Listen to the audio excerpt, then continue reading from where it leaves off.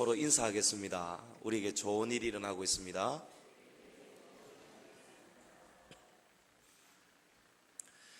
우리 사람마다 재주가 다 다르고 특별한 것 같습니다.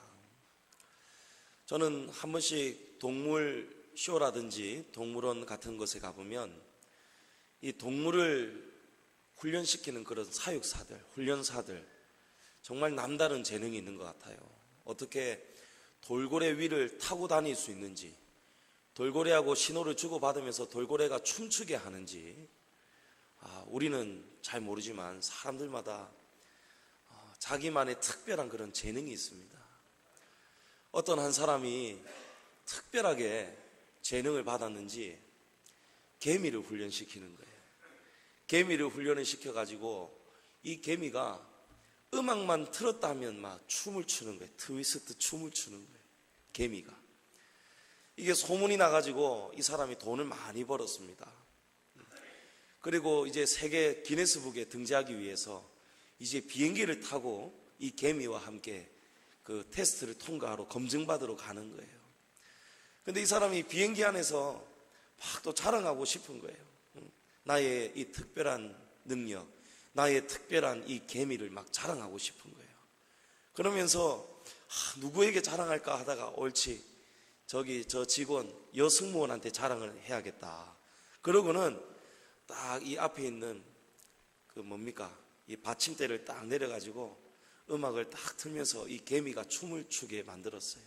한참 춤을 출 때에 이 여승무원을 불렀습니다. 저기요 하고 불렀어요. 여승무원이 다급하게 달려왔습니다. 네, 손님 무엇이 필요하십니까? 그러니까 이것 좀 보십시오. 그러니까 승무원이 깜짝 놀라면서 죄송합니다 하면서 이 개미를 꾹 눌러 죽여버렸어요.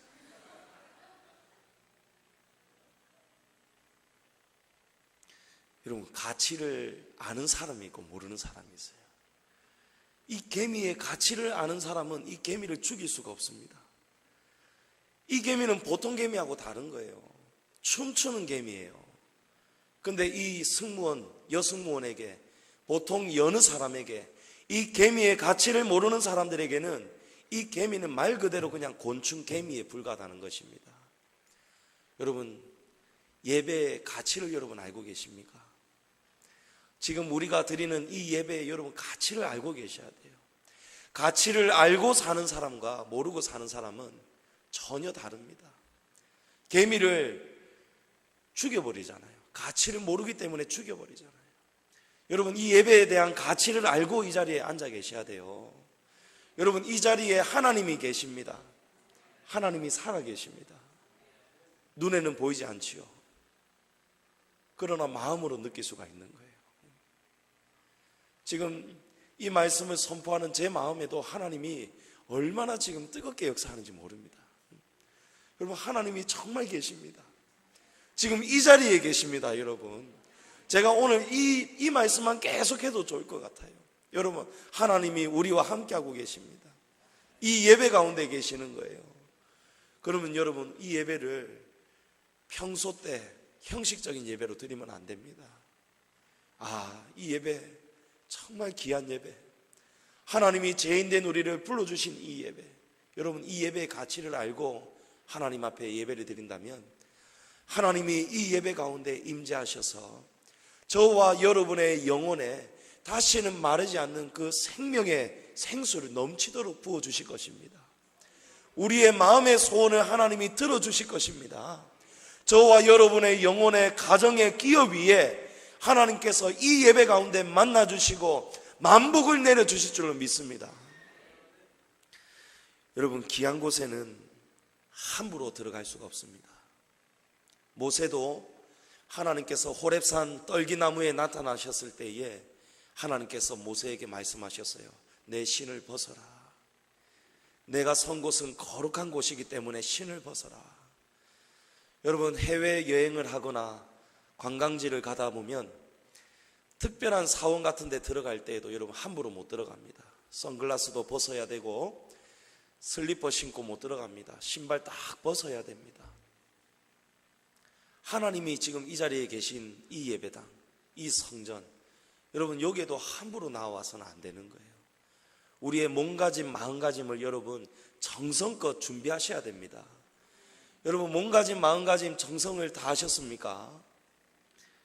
디모데전서 2장 9절에 보면 여자들은 단정하게 옷을 입으며 소박함과 정절로서 자기를 단정하고, 여러분 하나님 앞에 나아올 때에도 이 옷을 단정하게 입어야 되는 거예요. 오늘날 이 시대는 여성뿐만이 아니고 우리 남자들에게도 이 말씀이 필요한 것 같아요. 남성들도 별 희한한 옷들이 다 있더라고요, 패션이. 근데 여러분 교회는요, 이 예배는요, 우리의 개성을 뽐내고 우리의 몸매를 자랑하고 우리의 잘생긴 미모를 자랑하러 나오는 자리가 아니에요. 너무 과해도 안 됩니다. 너무 비싼 옷을 입지 말라고 바울은 지금 말씀하고 있는 거예요.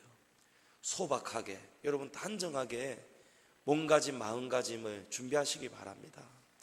너무 짧은 치마를 입고 나오면 안 됩니다. 시뻘건 립스틱 바르고 시뻘건 옷 입고 여러분 이렇게 나오시면 안 되는 거예요. 단정하게, 여러분 단정한 마음을 가지고 준비해야 됩니다. 또한 귀한 분을 만날 때에는 우리가 아무나 귀한 분을 만날 수가 없어요.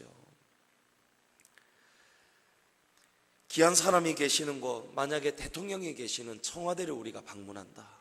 여러분 만나고 싶다고 아무 때나 찾아갈 수 있습니까? 못 갑니다. 사전에 충분하게 허락을 받아야 됩니다. 약속 시간을 정하면 어떻게 하죠? 적어도 1시간 전에 가서 신분을 철저하게 검사를 받고 각하에 대한 예절을 교육을 받습니다. 여러분 하물며 저와 여러분이 오늘 드리는 이 예배는 어떻겠습니까? 우리가 아무나를 만날 수 있겠습니까? 하나님 아무나 만날 수 있는 그런 분이 아닙니다. 하나님이 이 자리에 우리를 만나 주시는 거예요. 우리가 하나님과 만나기 위해서 약속을 하고 이 자리에 나오는 거예요. 여러분 그러기 위해서는요, 우리의 마음과 몸가짐, 여러분 온 정성을 쏟으시기를 바랍니다. 구약 시대에는 예배자가 성소에 들어가기 전에 준비된 예배자인지 아닌지를 늘 검사를 받아야 돼요. 그 검사를 하는 사람이 누구냐? 바로 성전의 문지기입니다. 실제로 예루살렘 성전 앞에 가면은 출입을 통제하는 문들이 있어요. 역대상 9장 22절에 보면 택함을 입어 문지기가 된 자가 모두 212명이니, 문지기의 숫자가 레위 지파 중에 212명이 있었다는 거예요. 그리고 그들이 순찰을 쫓아서 순번을 돌아가면서 여호와의 성전 곧 성막문을 지켰다, 이렇게 되어 있습니다. 그리고 이 문지기가 동서남북 사방에 있었다고 합니다.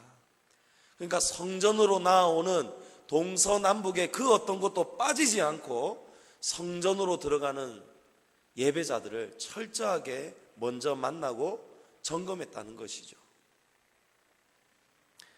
성전 문지기는 순례자들, 예배자들에게 먼저 순교를 묻습니다. 순교를 물었고 그들이 지금 이 예배를 드릴 수 있는 자격이 있는지 없는지를, 그 자격을 일러주는 것입니다.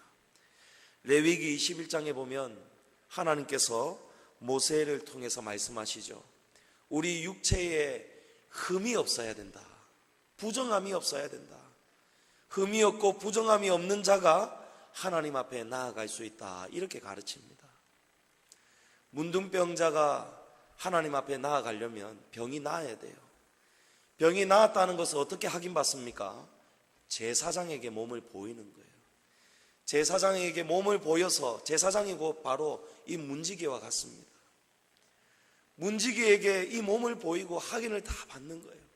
그러고 난 다음에 자격이 있는지 없는지를 검증받은 다음에, 그런 다음에 하나님을 예배했던 것입니다.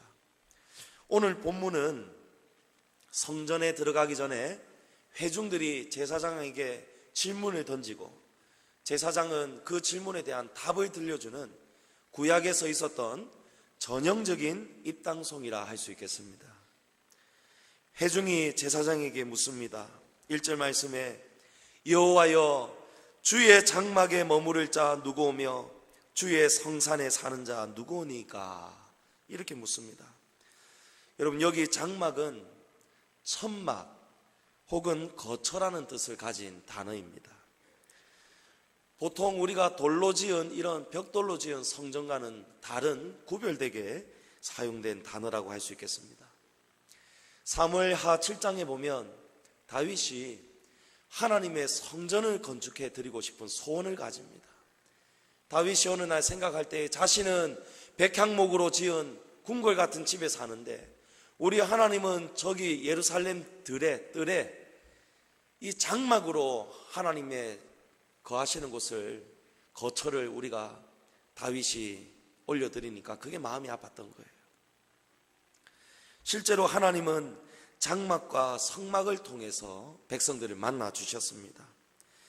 사무엘하 7장 6절에 보면 내가 이스라엘 자손을 애굽에서 인도하여 내던 날부터 오늘까지 집에 살지 아니하고 장막과 성막 안에서 다녔나니, 하나님이 늘 어느 곳에나 계시지만 하나님을 예배하는 자를 만나 주셨다는 것을 이렇게 말씀하고 계시는 겁니다. 그런데 하나님은 다윗을 통해서가 아니고 그의 아들 솔로몬을 통해서 내 집을, 내 성전을 건축하게 할 것이다, 이렇게 응답하셨어요. 그러니까 오늘 이 시의 배경은 다윗의 시대에 솔로몬의 성전이 세워지기 전에 있었던 예루살렘 뜰에 있었던 그런 장막이라 할 수 있겠습니다. 주의 성산, 거룩한 산은 무엇을 의미할까요? 주의 장막은 바로 이 예루살렘 안에 있었던 장막이었고, 주의 성산은 하나님의 임재가 머무는 곳이었어요. 예루살렘을 달리 불렀던 바로 시온산, 시온을 의미합니다. 또한 궁극적으로는 우리가 하나님께서 영원히 다스리고 통치하시는 나라에 갈 그곳, 바로 하나님의 나라를 바로 의미하는 것입니다. 그러니까 오늘 날로 치면 여러분, 주의 장막, 주의 성산은 어디겠습니까?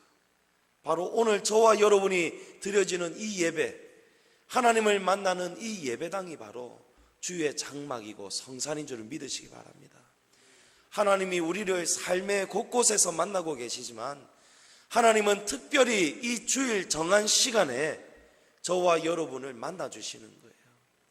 이 시간에 우리는 하나님 앞에 경배를 올려드리고 찬송과 영광과 존귀를 올려드리고, 하나님은 그 예배를 기쁘게 받으시고는 저와 여러분에게 복을 내려주시는 거예요. 여러분, 이 시간에 우리가 복 받는 시간이에요. 하나님이 우리의 죄를 용서해 주시고 우리의 영혼을 회복시켜 주시고 저와 여러분의 갈급함을 하나님이 풀어주시는 시간이라는 것입니다. 하나님이 지금 바로 여기 계십니다. 그렇다면 여러분, 바로 여기가 여호와의 장막이고 성산입니다. 그렇다면 우리는 하나님 앞에 나올 때 우리의 자신을 살펴야 됩니다. 우리도 오늘 이 입당손과 같이 우리가 제사장에게 물어야 되는 거예요. 그러나 저와 여러분은 별다른 제약이 없이 나왔어요. 여러분, 들어올 때에 치마가 짧습니다, 화장이 너무 과합니다, 일주일 동안 어떻게 사셨습니까? 여러분, 누군가에게 점검 받으셨나요? 어느 날은 점검하는 사람이 없어요. 근데 예전에는요, 우리 한국교회에도 장로님들이 이 앞에 딱 서 계시다가 치마가 너무 짧으면 이거를 지적을 했어요. 립스틱이 너무 빨가면 청년들도 막 뭐라 했습니다. 아무개야, 너 너무 진하다. 하나님 앞에 나오는데 그거 빨리 지워라. 연한 걸로 바꾸든지 지워라. 그러면서 어떤 청년들은 막 장로님들 피해서 도망다니는 청년들도 있었어요. 안 걸리려고. 그만큼 예배의 자리에 나올 때 우리가 점검받는 것이 중요하다는 거예요. 근데 오늘날은요, 이런 문화가 다 사라져 버렸어요. 여러분, 사라졌어도 저와 여러분이 스스로가 자기 자신을 돌아봐야 될 줄로 믿습니다. 나의 마음가짐이 어떤지, 내가 한 주 동안에 하나님 앞에서 어떻게 살아왔는지를 여러분 돌아보시고, 우리가 부족하다면 하나님 앞에서 그 부족한 것을 기도해야 돼요. 그래서 주일을 준비하는 것이 중요하다는 겁니다.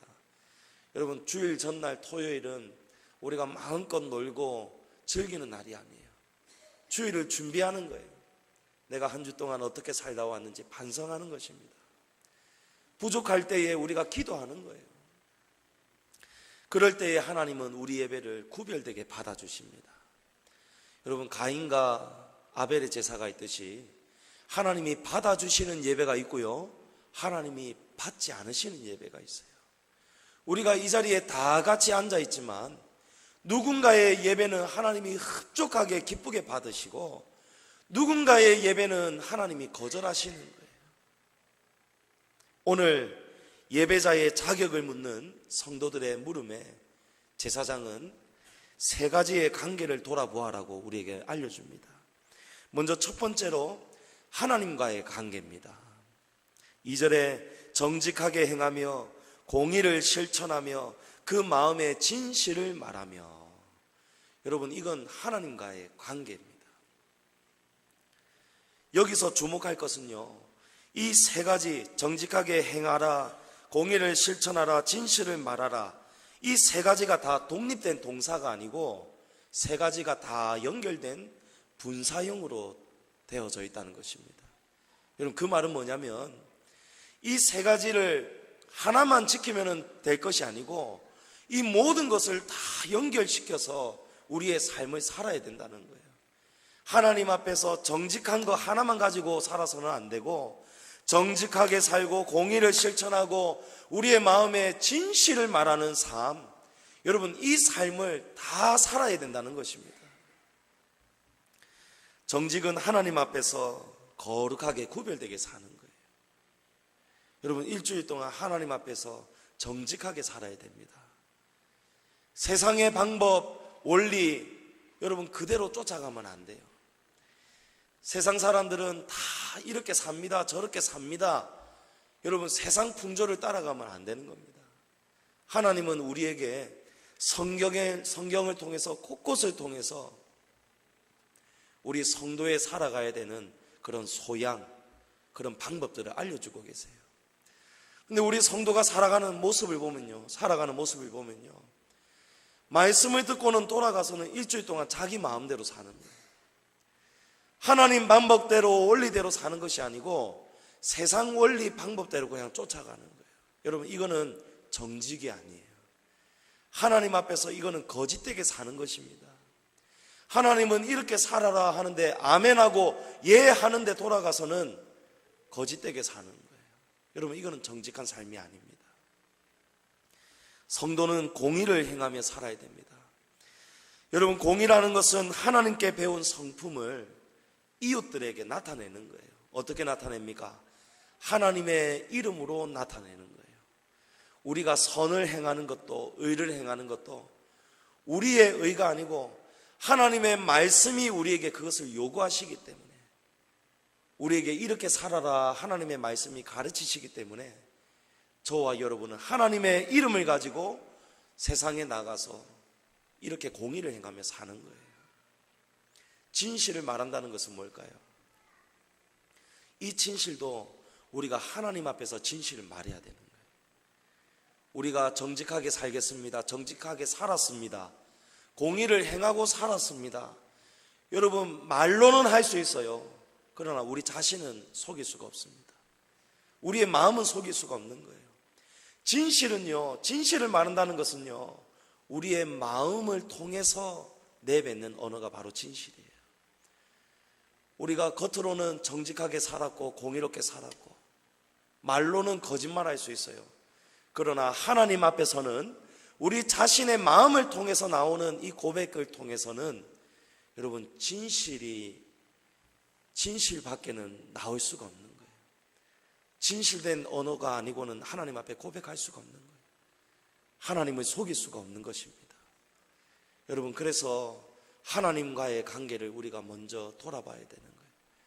우리가 정직하게 살았는지, 공의를 행하며 살았는지, 내가 지금 하나님 앞에 나와서 고백하는 것이 진실된 고백인지를 우리가 돌아봐야 됩니다.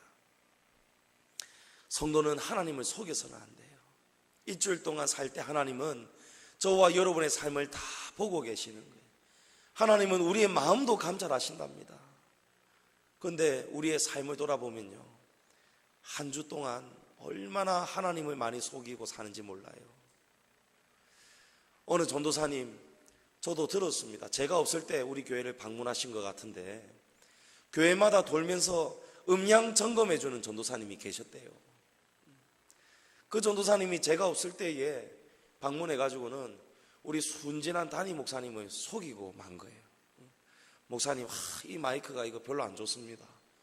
제가 특별히 이 마이크 그냥 바꿔드리겠습니다. 그러고는 이 마이크 버리기도 그러니까 제가 수거해 드리겠습니다 하고는 수백만 원짜리 멀쩡한 마이크를 들고 가버리고 정말 허름한 싸구려 마이크 그거를 그냥 놔두고 간 거예요. 그래서 제가 어느 날 교회 와서 보니까 아니 목사님 이게 무슨 마이크입니까 하였더니 목사님이 아이고 이렇게 좋은 분이 우리를 방문해 가지고 이렇게 성능 점검 다 해주고는 이렇게 바꿔주고 갔다 이러시는 거예요. 목사님 기억나시죠? 기억 안 나십니까? 아유 심각합니다. 제가 그거를 듣고는 너무너무 화가 나는 거예요. 너무너무 화가 나는 거예요. 어떻게 교회마다 돌면서 주의 종들을 속일 수 있을까? 여러분 하나님이 심판합니다. 여러분 그 마음을 가지고 하나님 앞에 나와서 예배를 드린다. 여러분 하나님이라면 그 예배 받으실 수 있겠습니까? 그래서 제사장이 우리에게 알려주는 거예요. 하나님과의 관계를 우리가 먼저 점검해야 되는 거예요. 우리가 세상을 속이고 사람을 속이고 이웃을 속이고 살다가 하나님 앞에 나와서는 하나님 찬양합니다. 예배 받아주옵소서. 여러분 이 예배 하나님 안 받아주십니다. 정직하게 살았는지 공의를 행하며 살았는지 하나님 앞에서 지금 내가 진실 고백하는지 여러분 돌아보셔야 되는 거예요. 초대교회에 사도행전 5장에 보면 아나니아와 삽비라가 등장하죠. 여러분 이 부부가 한날 다 죽어버립니다. 왜 죽었지요? 하나님 앞에서 땅 판 돈 다 안 드리고 반만 드려서 하나님이 죽이셨죠. 맞습니까? 여러분 그렇게 해석하시면 안 돼요. 하나님이 너 왜 돈 다 안 바치냐? 나에게 왜 돈 다 안 바치냐? 이게 아니에요. 1차적으로 그게 하나님이 심판하시는 원인이 아니에요. 하나님을 속이는 거예요. 성령을 속이는 것입니다. 땅을 팔아가지고 그 땅판 값의 일부를 딴 곳에 숨겨버렸어요. 그러고는 베드로에게 가져와서 하나님 앞에 그렇게 고백하는 거예요. 내 전부를 드립니다. 여러분 하나님은요 우리에게 전부를 달라는 것을 원하시지가 않아요. 아무에게나 전부를 달라고 안 합니다. 특별한 삶, 특별한 성도에게는 하나님이 그걸 요구할 수도 있어요. 받을 만한 그릇이 되는 성도에게는. 아나니아와 삽비라는 그런 그릇이 아니었습니다. 근데 아나니아와 삽비라는요 하나님을 속이는 거예요. 거짓을 행하는 거예요. 성령을 속였기 때문에 베드로가 몇 번이나 회개할 기회를 주었는데도 불구하고 끝까지 회개하지 않고 하나님을 속이니까 하나님이 그 영혼을 심판하시는 거예요. 여러분 하나님을 속이는 것은 무서운 죄악입니다. 여러분 거짓말하지 마십시오. 하나님 앞에 사람 앞에 거짓말하지 마시고 공의를 행하시고 여러분 항상 하나님 앞에 사람 앞에 여러분 진실되게 살아가시기를 축복합니다. 둘째로 이웃과의 관계를 묻습니다. 이웃과의 관계. 그의 혀로 남을 허물하지 아니하고 그의 이웃에게 악을 행하지 아니하며 그의 이웃을 비방하지 아니하며. 여러분 여기 비방하다로 사용된 히브리어 동사는 라갈입니다.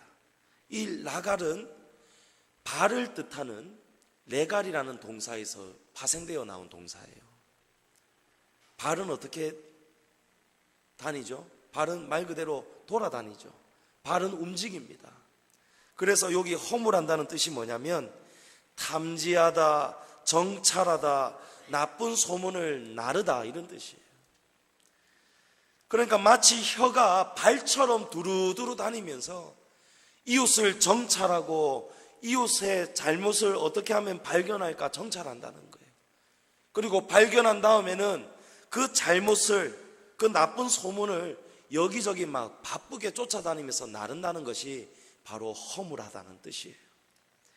하나님은 이렇게 살지 말라고 합니다. 너희 이웃에게 너희가 이웃을 허물하면서 살지 말아라. 우리 교회 안에도요, 성도 간에 허물이 왜 없겠습니까? 다 있지요. 그러나 하나님이 요구하시는 예배자의 자세는요, 성도 간에 이 허물을 덮어주라는 거예요. 그 허물을 발이 쫓아다니는 것처럼 그 허물을 혀로, 말로, 입으로 여기저기 옮겨 다니지 말라는 거예요. 한마디의 말은요, 사람을 살리기도 하고 죽이기도 합니다. 여러분 그렇죠? 한마디 말 때문에 우리가 절망하기도 하고 낙심하기도 하고 실족하기도 하고 쓰러져 가는 거예요. 심지어는 정말 죽습니다. 그죠? 연예인들 보면은 이 네티즌들 악평, 악성 댓글 이 말 한마디 때문에 생을 그냥 마감하는 거예요. 견디기 힘든 거예요.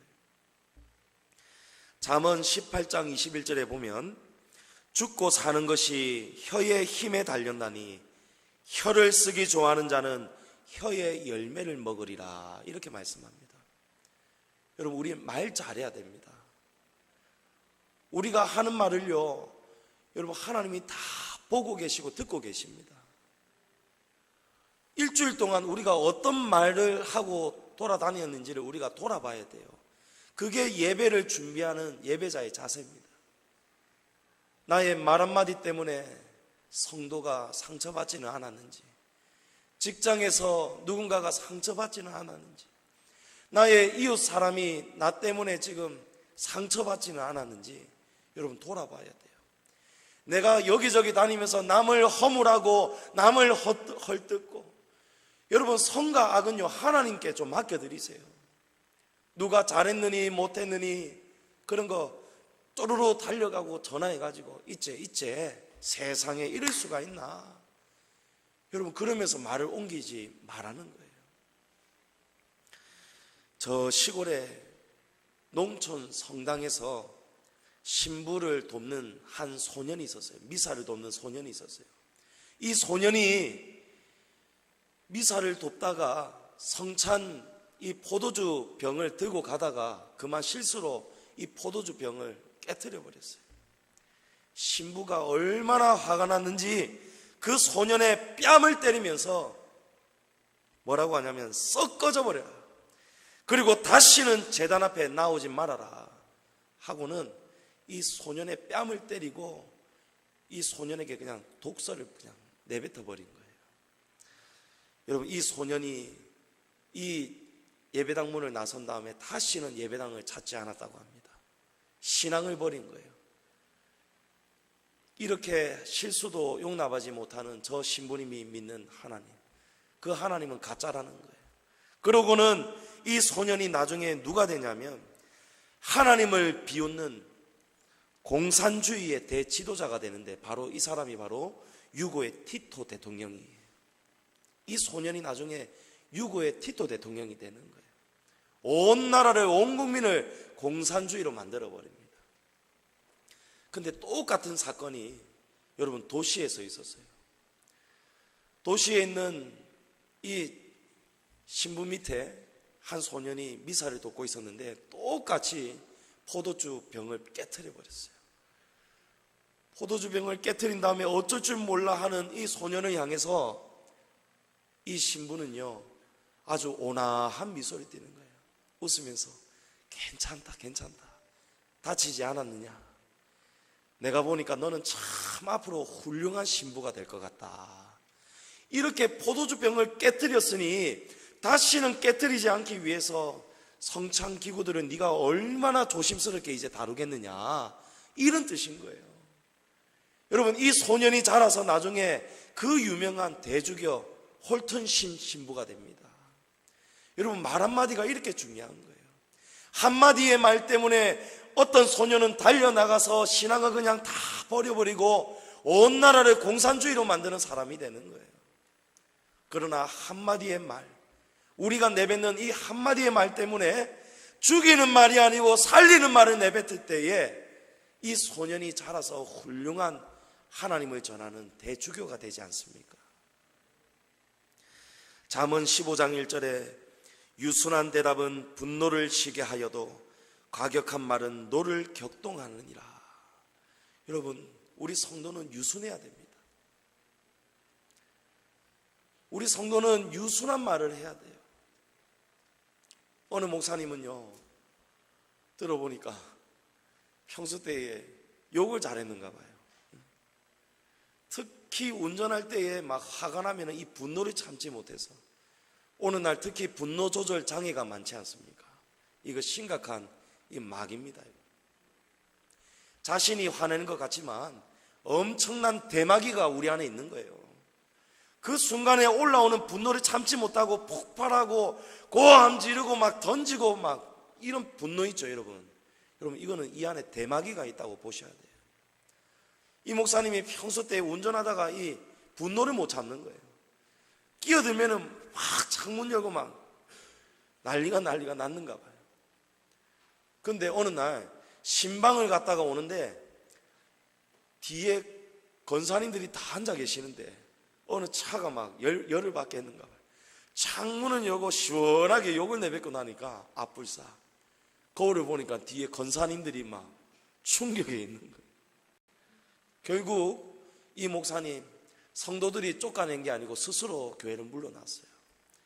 이 앞에 앉아있는 성도들 앞에서 설교할 때에 여러분, 이런 설교를 어떻게 하겠습니까? 말할 수가 없는 거예요. 그래서 설교자는요, 얼마나 삶이 힘든지 몰라요. 자신이 그렇게 살지 못한데 그런 삶을 다 들켜버렸는데 여러분, 어떻게 하겠습니까? 예수님은 마태복음 5장에서 예물을 제단에 드리려다가 거기서 내 형제에게 원망 들을 만한 일이 있는 것이 생각이 나거든. 예물을 제단 앞에 두고 먼저 가서 형제와 화목하고 그 후에 와서 예물을 드리라. 예수님은 이런 예배를 드리라고 우리에게 말씀하는 거예요. 여러분, 하나님 앞에 오늘 나오셨습니다.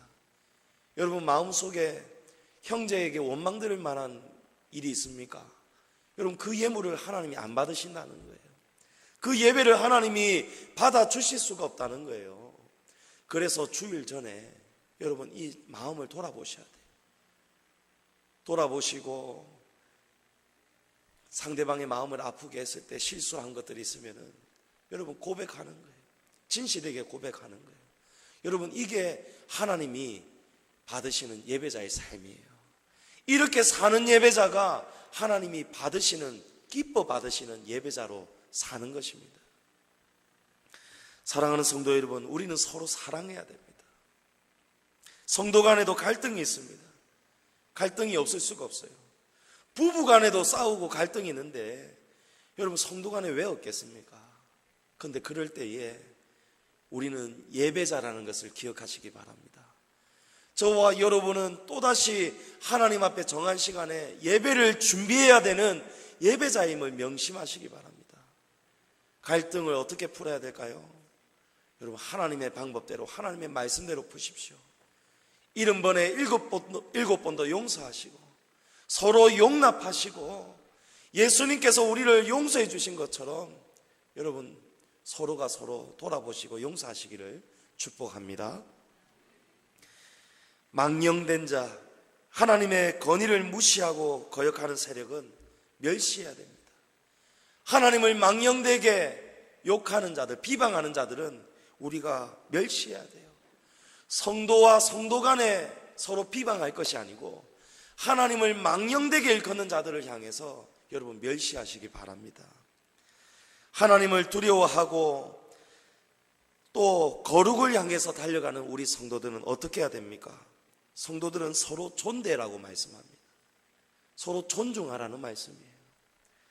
우리 성도님들 간혹 가다가 보니까 친하다고 막 서로 반말하고 이러는 모습들을 제가 종종 볼 때가 있었어요. 그 모습도 좋습니다.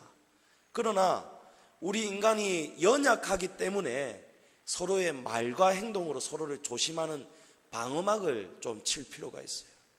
서로 친하다고 언니야 누구야 이렇게 부르다 보면요, 반말하다 보면요, 나중에 말도 그냥 쉽게 내뱉어지는 거예요. 그래서 여러분, 교회 안에서는 서로 직분이 있으면 직분을 부르십시오.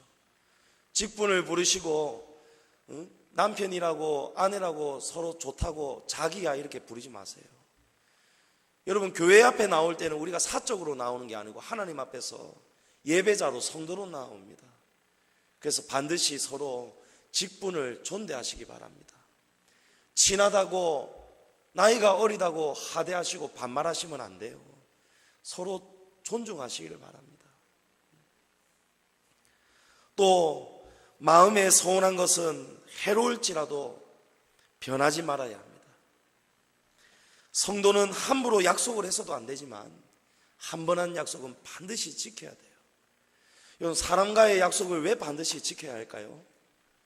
사람과 약속하지만 여러분, 그 현장에 하나님이 계셨습니다. 하나님이 항상 보고 계시고 듣고 계시는 거예요. 그래서 자기에게 해가 될지라도 여러분, 서약을 지키는 사람을, 그 사람이 예배자의 자격이 있다는 거예요.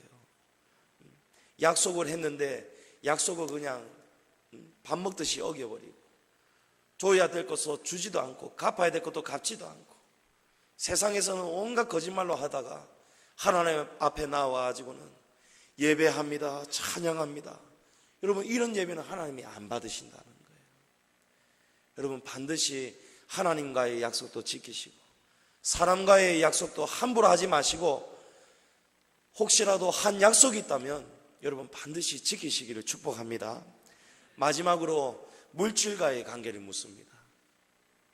모세의 율법에 의하면 하나님은 이자에 대해서 두 가지의 방법을 말씀을 주셨어요. 하나는 동족 간에는 이자를 받지 말아라. 그리고 타인, 이방인에게는 이자를 받을 수 있다. 이자를 허용하셨어요. 신명기서 23장 20절에 타국인에게 내가 꾸어주면 이자를 받아도 되거니와 내 형제에게 꾸어주거든 이자를 받지 말아라. 그리하면 내 하나님 여호와께서 내가 들어가서 차지할 땅에서 내 손으로 하는 범사에 복을 내리시리라. 하나님이 이 방법을 말씀을 주신 거예요. 여러분, 우리 성도 간에는요, 돈 거래를 조심해야 됩니다. 돈을 빌려주셔도 이자를 받고 빌려주시면 안 되는 거예요. 우리 뒤에 주차장 살 때 우리 망미제일교회 집사님, 우리 교회에 정말 필요한 값진 그 돈을 빌려주셨어요. 적지 않은 돈이었습니다. 근데 그 돈을 빌려주시면서 남편한테는 남편의 신앙이 약하기 때문에 우리 지금 은행에 넣어두는 것보다 더 교회에서 잘 준다더라. 그렇게 하고는 본인이 그 이자를 채워 넣은 거예요. 우리 교회에는 이자를 안 받고 그냥 돈을 빌려주었고, 남편이 한 번씩 확인할까봐 자신의 돈으로 그 이자를 채워 넣었는 거예요. 여러분, 나중에 얼마 지나지 않아가지고요, 아니죠, 우리가 다 갖고 난 다음에 목사님이, 사모님이 감사의 인사를 전할 때에, 아이고 목사님, 사모님 그런 말씀 마시라고, 나는 양지중앙교회 돈을 빌려드리고 난 다음에 얼마 지나지 않아가지고 하나님이 이미 몇 갓절로 이걸 다 갚아주셨습니다 하는 거예요. 하나님이 희한한 방법으로 우리 양지중앙교회에서 원래 받아야 되는, 세상에서 받아야 되는 이자보다도 감당할 수 없는 엄청난 복을 하나님이 실제로 제물로 주셨다는 거예요. 여러분, 하나님이 분명히 말씀하셨어요. 내 형제에게 이자를 꾸어주거든 이자를 받지 말아라. 그리하면 내가 들어가서 차지할 땅에서 내 손으로 하는 범사의 복을 내리시리라. 우리가 아무리 노력해서 돈을 굴려서 얻을 수 있는 재물보다도 하나님이 하는 것마다 다 잘되게 하시겠다는 거예요. 여러분, 특별히 성도 간의 돈 거래는요, 정말 조심하시기 바랍니다. 정말 서로가 덕이 되려면 그 이웃의, 우리 성도의 필요를 알고 이 돈을 그냥 이자 없이 꾸어주는 것, 여러분, 이거 하나님 기뻐하는 거예요. 그러나 그 거래를 할 때에도 여러분, 담임 목사님의 지도를 받으시기 바랍니다. 담임 목사님에게 먼저 의논을 하시고 지도를 받으시면서 여러분 하시는 것이 제일 안전해요. 우리 목사님들은 강단에서 이런 말씀을 종종 전합니다. 근데 제가 전도사로 있었던 어느 교회에 실제로 있었던 일인데, 어느 한 성도가 교회에 오자마자 헌금도 많이 하고 막 성도들한테 막 베푸는 거예요. 아주 돈이 많은 부자인가 봐요. 그런 부자인 척을 하고 다녔어요. 그리고 한 반년쯤 지났을 때에 성도들에게 알고 봤더니 이 성도 저 성도 전부 다 돈을 빌린 거예요.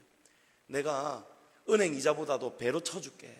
내 급전이 필요한데 지금 사업하는데 좀 빌려주면 내가 이자 줄게. 아, 그래? 알겠습니다. 보니까 반년 동안 보니까 돈이 많은 거예요. 많이 섬기는 거예요. 사업도 잘하는 것 같아. 그리고 은행보다 이자도 배로 준대요. 여러 사람들이 돈을 빌려줬는데 그 수억을 해먹고는 그냥 막 도망가 버렸어요. 교회를 돌면서 이런 사기를 치는 사람들이 있더라고요. 여러분, 절대 이자를 바라지 마시고 이자 욕심 부리지 마시고, 여러분, 우리 성도 간에 서로 좀 도울 만한 힘이 있거들라, 내게 힘이 있거들라 좀 서로 도와주시기를 바랍니다. 여러분, 이것이 하나님이 기뻐하시는 예배자의 삶이라는 거예요. 그리고 마지막으로 뇌물을 받지 말라고 합니다. 뇌물을 받고 무죄한 자를 해하지 아니하는 자. 여러분, 이 사람은요, 돈을 받고 죄가 없고 힘없는 사람을 같이 그냥 모함해 주는 것을 말하는 거예요. 그러나 꼭 돈을 받지 않아도요, 우리 서로 지나다 보면은 편들어 버립니다. 그죠? 그 사람이 실제로 잘못을 하지 않았는데도 불구하고 친하기 때문에 이 편을 들어버리는 거예요. 여러분, 이 편드는 것도 바로 뇌물 똑같습니다. 이렇게 살지 말라는 거예요.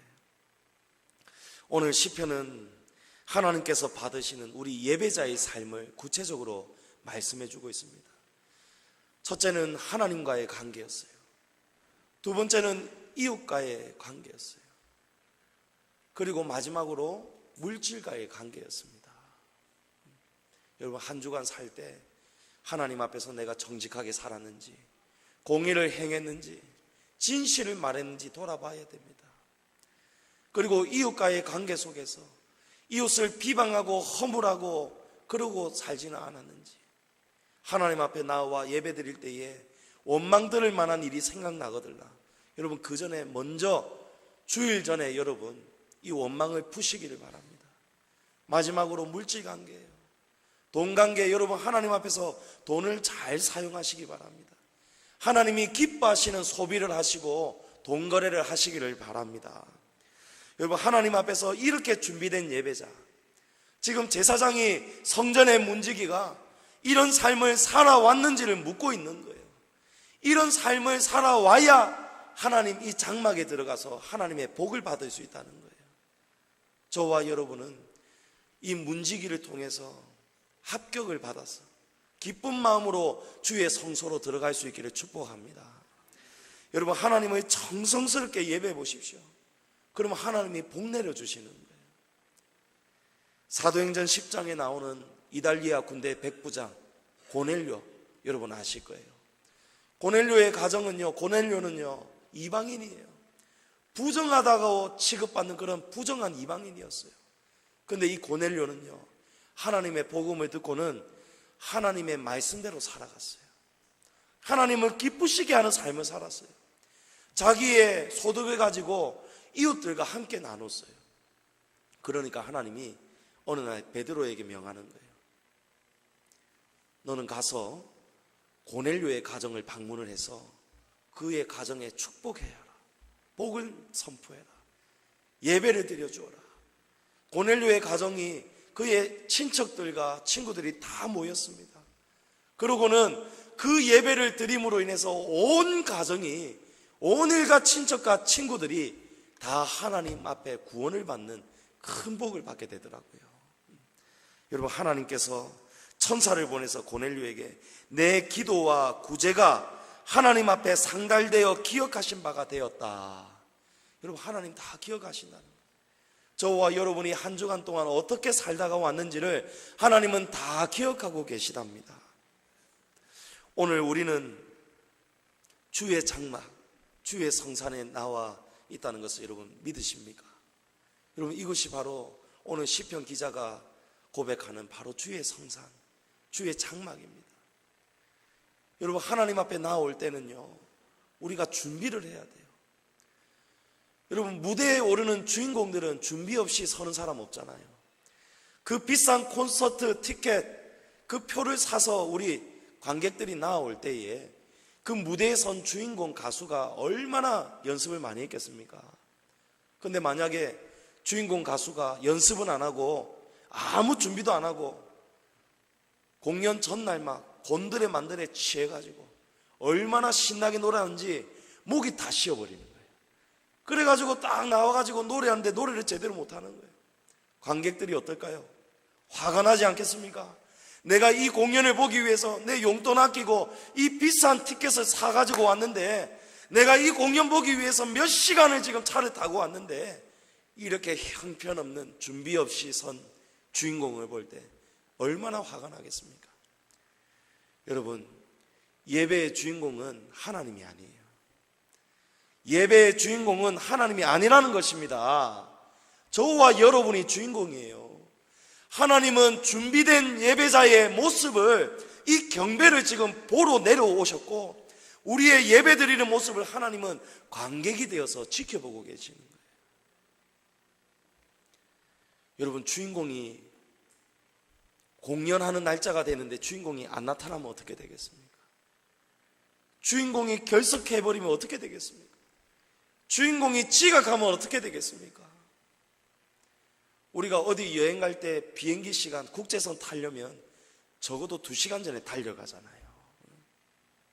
근데 우리 하나님 만나러 오는 시간, 그럼 우리 좀 돌아봐야 되지 않겠습니까? 우리 김학진 집사님의 딸 수진이에게 좋은 일이 생겼어요. 세상에 주 5일 근무하는데 중국집에서 홀 서빙하고 또 주방 보조도 하고 이러는데 수진이에게 월급을 180만 원을 준다는 거예요. 3개월 동안. 수습기간 3개월이 지나고 4개월째부터는 매달 200만 원을 준다는 거예요. 임시직이 아니고 정직원이에요. 정직원이에요, 여러분. 이제 김학진 집사님 집 이제 살림살이가 확 펴지는 거 아닐까요? 우리 어저께 얼마나 기뻤는지 다 축하했어요. 그런데 그 기쁨이 하루가 멀다 하고 그냥 끝이 나버렸어요. 수진이에게 오늘 아침에 연락이 왔는데, 목사님 저 잘렸어요 하는 거예요. 잘렸다기보다는 그 사장님이 처음에는 월요일부터 금요일 하다가 토요일까지만 일하면 된다 했는데, 수진이가 직장 구할 때 항상 주일을 먼저 신경을 쓰는 거예요.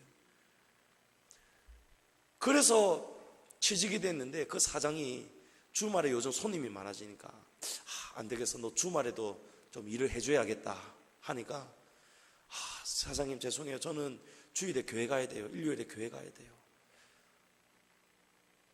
꼭 그렇게 해야 되겠니? 주일에 전혀 안 되겠니? 그러면 우리는 다른 사람 구해야 된다. 죄송해요 사장님. 그러고는 잘려버렸어요. 여러분, 제가 오늘 아침에 그 소식을 듣는데 마음이 너무 아픈 거예요. 우리 김학진 집사님 형편 많이 힘들거든요. 수진이가 180만 원 벌면 얼마나 좋겠습니까? 그런데 그 직장을 또 던져버렸어요. 그러나 저는 제 마음은 아프지만 수진이에게, 야 수진아 너 정말 멋지다. 오늘 아침에 만났을 때도 하이파이브 하는 거예요. 수진아 너 진짜 위대하다. 김학진 집사님 위대한 딸을 두셨습니다. 저는 분명히 확신합니다. 하나님이 책임져 주실 것입니다. 하나님이 저 가정을 책임져 주실 거예요. 하나님이 수진이의 인생을 분명히 책임져 주실 것입니다. 어떤 사람이요, 아들들이 평생에 아버지 좋은 옷도 입고 사시지 못했다고 양복을, 새 양복을 해드렸어요. 근데 이 아버지가 입으라는데도 입지 않는 거예요. 아니 나 이 양복 넣어놨다가 주일날에 처음으로 입고 나갈 거야. 그랬는데 그 사이에 이 아버지가 돌아가셨어요. 하나님 앞에 가셨어요. 여러분, 이게 아깝습니까? 세상 사람들이 보기에는 아까울지 몰라도요, 여러분 하나님은요 그 새 옷보다도 비교할 수 없는 옷을 하나님 나라에서 입혀 주시지 않겠습니까? 여러분, 이 믿음을 좀 가지십시오. 여러분, 예배자는요, 준비돼야 됩니다. 일주일 동안 자기 마음대로 살다가 하나님 앞에 나오는 것이 예배가 아니고요, 여러분, 주일을 기다리고 주일을 지키기 위해서 이 직장도 내던지고 주일을 지키기 위해서 새 옷을, 깨끗한 옷을 준비하고 목욕을 하고 신발을 정돈하고, 여러분, 그 마음 가지고 나올 때 하나님은 그 예배자의 예배를 받아주시는 거예요. 저와 여러분 앉아 계시지만, 우리 각자가 앉아 있지만 하나님 이 마음 다 감찰하고 계십니다. 오늘 이 예배 가운데 은혜와 은총이 넘치도록 받으시는 성도들 되시기를 바랍니다. 오늘 이 예배 가운데, 이 복된 안식일 가운데 하나님이 찾으시는 예배자, 하나님이 기다리시고 하나님이 원하시는 준비된 예배자가 되시기를, 저와 여러분이 되시기를 주님의 이름으로 간절히 축복합니다.